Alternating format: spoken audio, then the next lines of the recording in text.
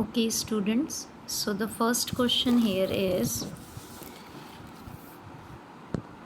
what is the significance of centralized cash reserves with central bank?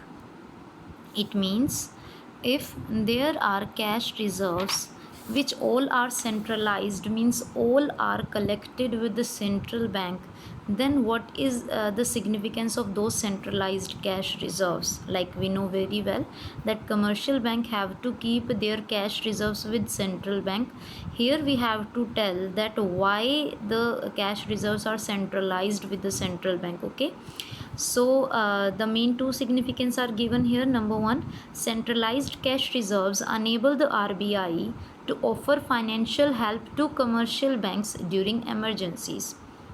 Means if there arises any emergency in the situation and commercial bank needs financial help, then RBI will help the commercial bank from those centralized cash reserves. Clear? It is called financial accommodation by the RBI. But banks get financial accommodation of financial help in the times of emergencies.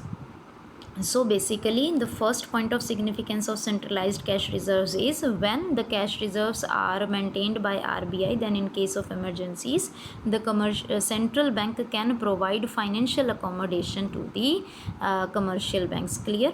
Second is centralized cash reserves enable the RBI to exercise control over the commercial banks. These cash reserves makes RBI or empowers RBI to control the commercial bank, because these reserves depend upon CRR. Whatever the cash reserves are to be kept with the RBI, it depends upon the CRR which is fixed by the RBI. Clear? And if CRR changes, that is by varying the CRR, RBI can increase or decrease the credit creation capacity of the commercial bank.